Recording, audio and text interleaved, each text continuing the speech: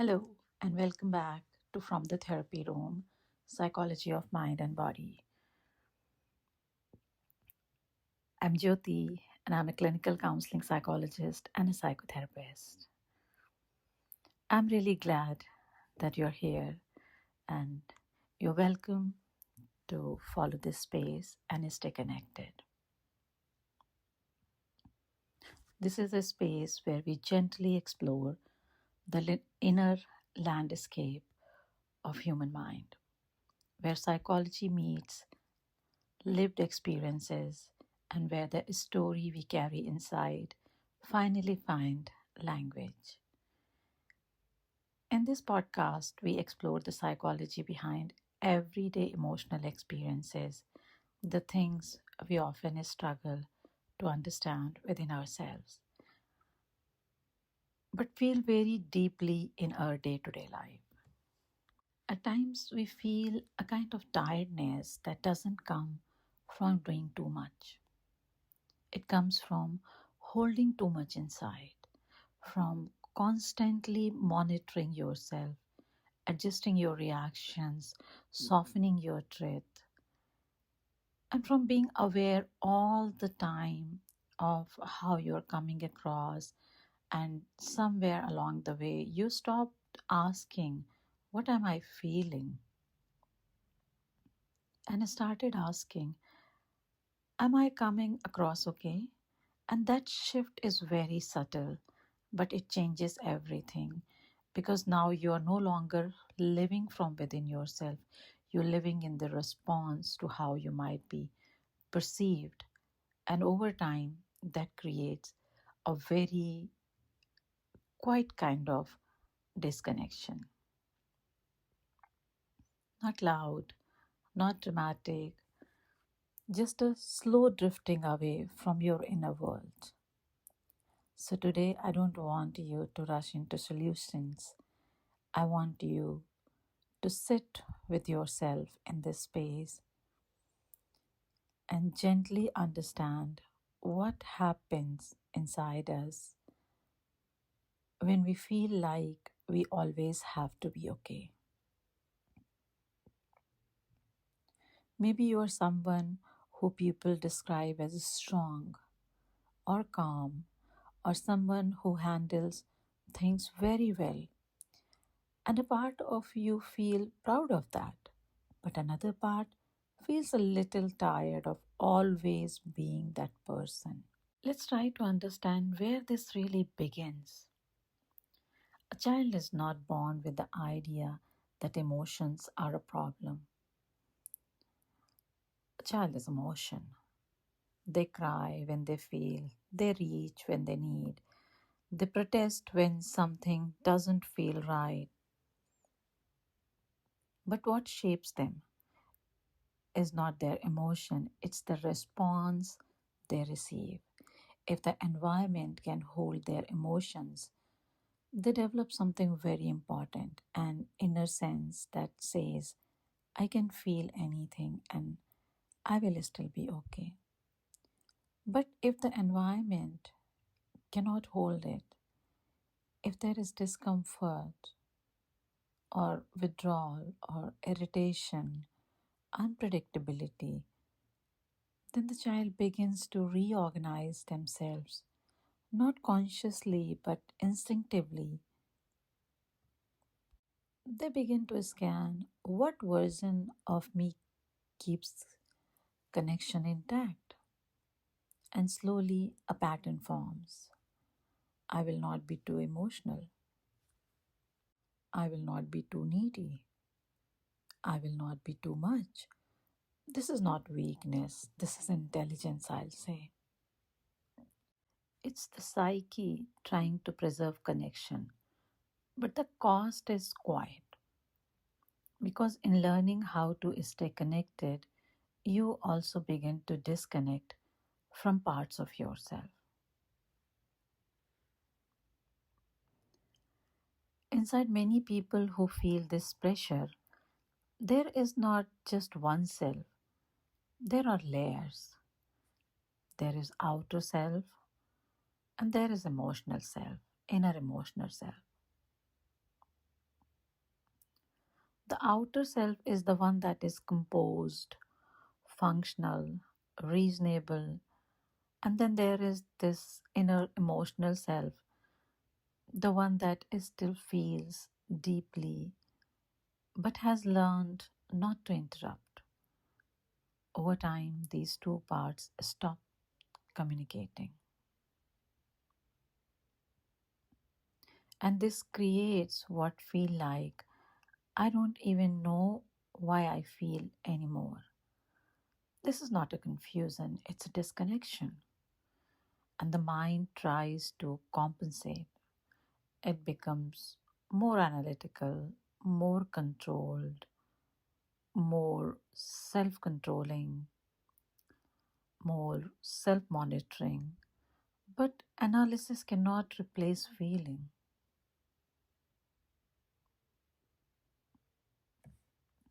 So the system stays in a kind of tension, always managing, never fully releasing. And then there is another layer to this. This is often not immediately visible. There is this inner voice inside you that keeps everything in check. The one that says, don't overreact, be mature, handle it. Other people have it worse. You're too sensitive. And this voice doesn't feel like an enemy, it feels like you. But if you slow down and really listen, you may notice something. This voice is not always kind. It's not always curious. It's not trying to understand how you feel. It's trying to manage how you feel. In many ways, this voice developed from the environments we grew up in. It carries the tone of what was acceptable. It becomes an internal authority that keeps you within those limits. And over time, you don't even need anyone outside to regulate you anymore. You start doing it to yourself automatically. And you begin to feel something intense before the feeling can fully form. This voice steps in and says, stay okay. And what's important to understand here is that this voice is not trying to harm you, it's trying to protect you. It learned at some point that being controlled, being composed, being okay keeps you safe. But now it may also be preventing you from being fully alive. So instead of fighting this voice, just begin to notice it because awareness is the first shift. Then there are parts of you that you learned were not acceptable, like your anger, your vulnerability, your neediness, your sensitivity. So instead of expressing them, you placed them somewhere inside, not gone, just hidden. And over time, these hidden parts from what we can call your shadow, and the shadow doesn't stay silent.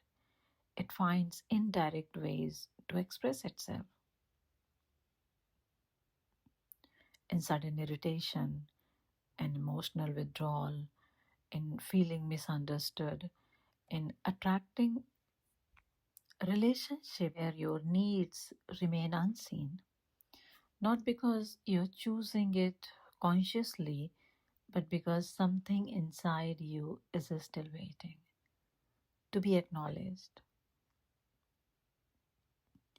And when emotions are repeatedly suppressed, the system adapts accordingly, but not in the way we think.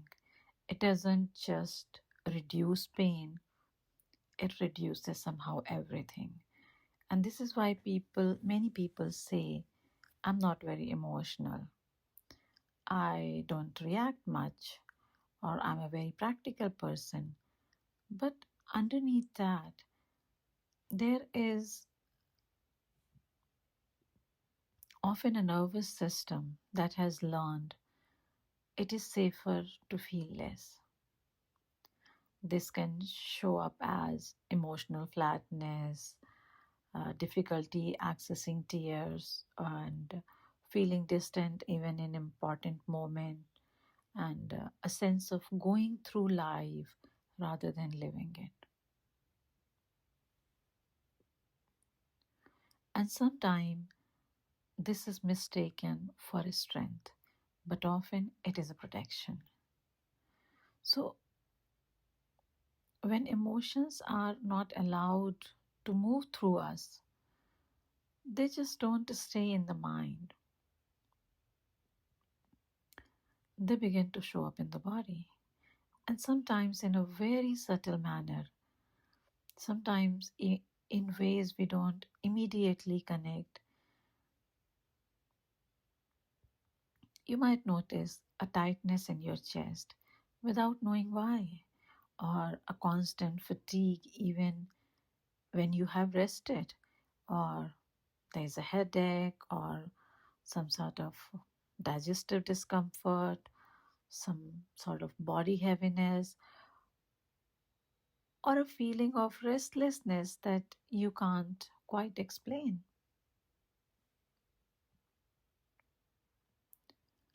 And often we treat these as purely physical issues, but the body has its own language. And sometimes what it is expressing is what you're not allowing yourself to feel.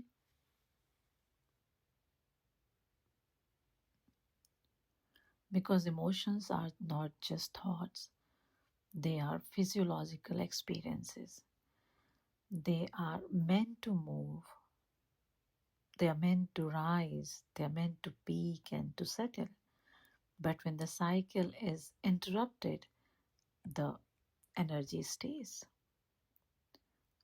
held and stored. And over time, the body begins to carry what the mind has been managing for so long. And this is why sometimes people say, I don't feel emotional, but I feel tired all the time. Because holding yourself together is work.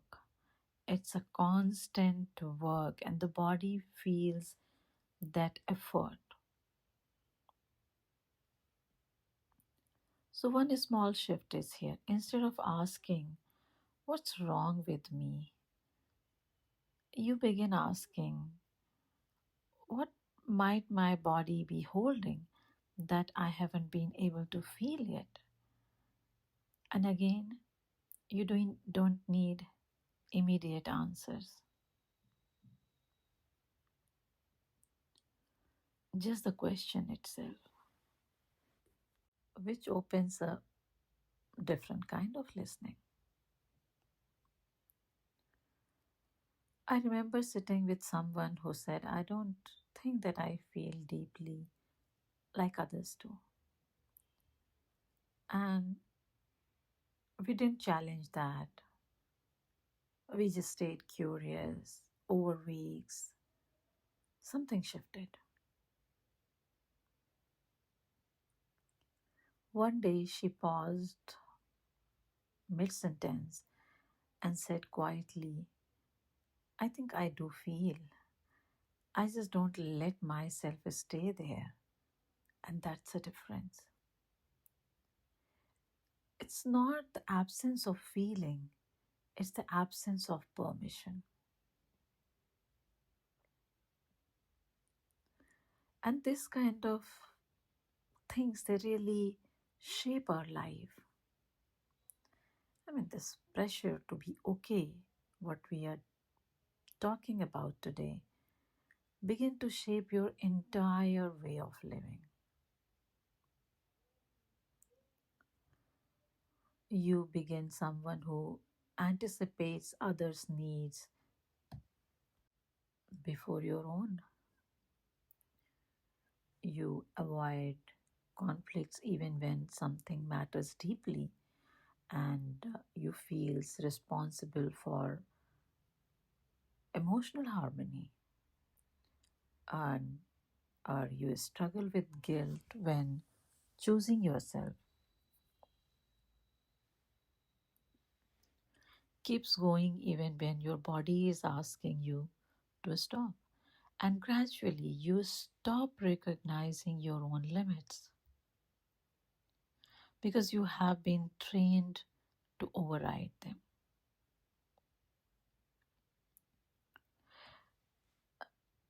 In relationship, something very specific happens. You become deeply attuned to others. You notice their moods, you adjust to their needs, you understand without being told, and when it comes to you, you minimize. You don't ask for much. You don't express discomfort easily. And over time, a quiet loneliness builds, not because you are alone, but because you are unseen. And the painful paradox is you are unseen because you have learned to stay hidden.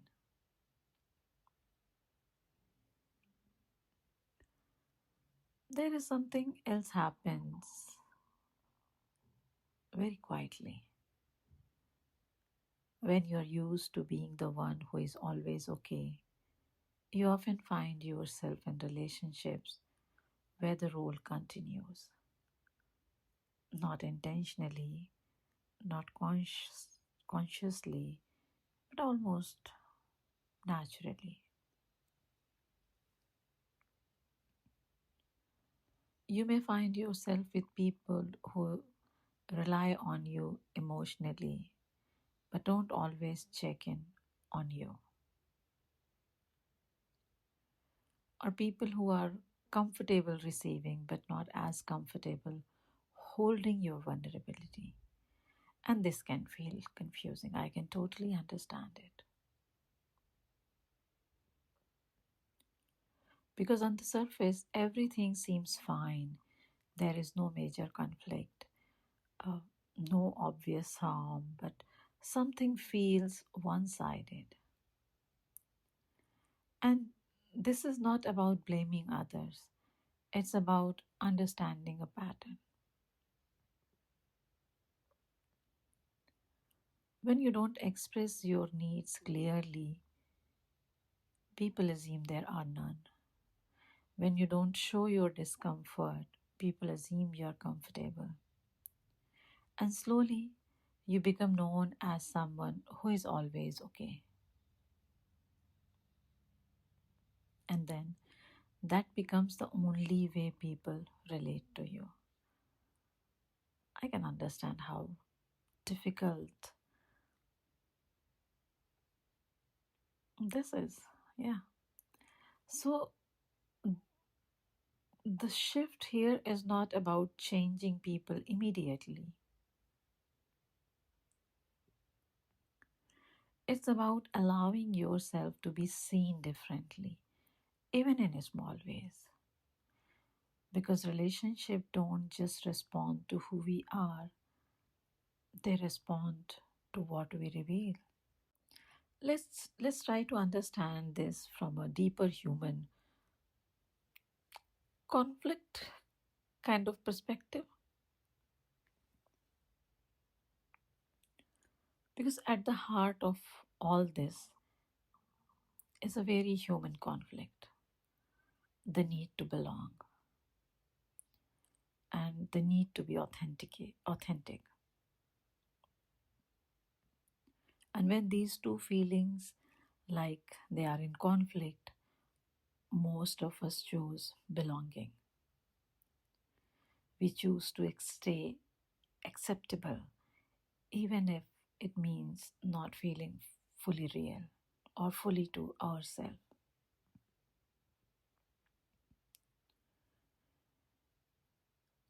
But really, how many of us are aware that who we are exactly. Anyway, that topic for some other time. Just coming back to what I was talking. But sometimes inside us,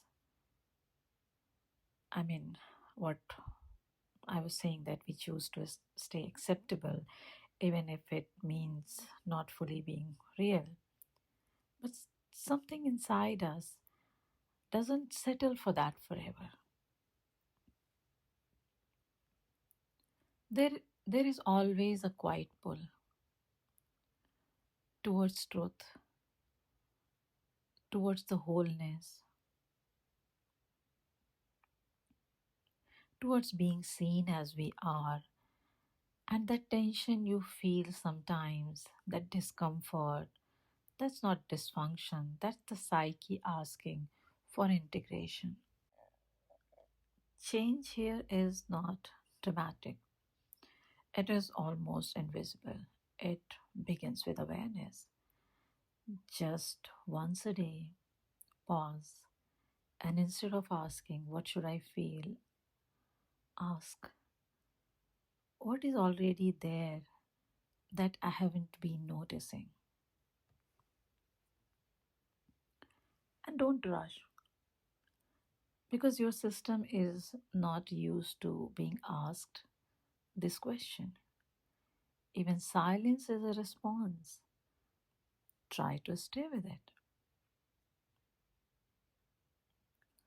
And a small shift like this can look like something like, instead of automatically saying, I'm fine, you pause and say, I think I'm a little overwhelmed today. Not a big disclosure, right? Just a small truth. And what you're really doing in that moment is rewriting a pattern for yourself. You are telling your system it is safe to be real. And its core, there is not just, this is not just the psychological work, it's relational. But the first relationship is with yourself. Can you sit with your own sadness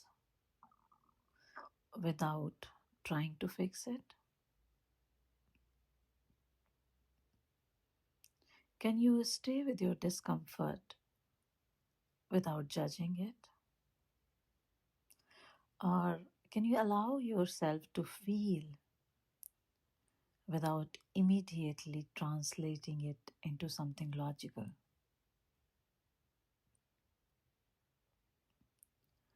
Because healing is not about becoming perfectly regulated, it is about becoming present. And presence is deeply healing. There is one more layer to this. This is often a very quiet one, I'll say, and that is grief. Not just for what happened, but for what didn't. For the emotions you couldn't express, for the needs you had to minimize, for the parts of you that didn't get to exist fully. And this grief doesn't always come as a sadness. Sometimes it comes as heaviness, at times it comes as a longing, and some other times it comes as a sense of something is missing. And often people try to move past this quickly, to stay positive, to stay functional. But this grief is not something to rush, because it is not just the pain, it is also recognition of your own experience, of what you adapted to, of what you carried, and of what you had to become to stay connected. And when you allow yourself to feel even a little of this, something shifts, not dramatically, but deeply. You begin to meet yourself with more compassion, not as someone who should have done better, but as someone who did what they needed to survive. And from that place, change becomes softer, more natural, and less forced. I would like to give here a gentle self check kind of moment for all of you. Maybe just for a moment, pause and ask yourself, when was the last time I was not okay? And I allowed someone to see that. And if the answer feels distant, just notice that, not to judge it, just to see it. You don't have to undo years of adaptation. Those patterns protected you. They helped you to belong. They helped you survive. But now you are allowed to expand beyond them. Not by rejecting who you became, but by gently including what was left out: your feelings, your needs, your truth.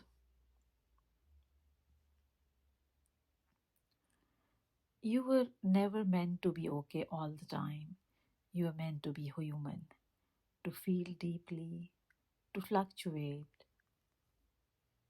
to have moments where you don't have clarity and still be worthy. So maybe the question is not, how do I stay okay? But softly asking, can I stay with myself even when I'm not okay?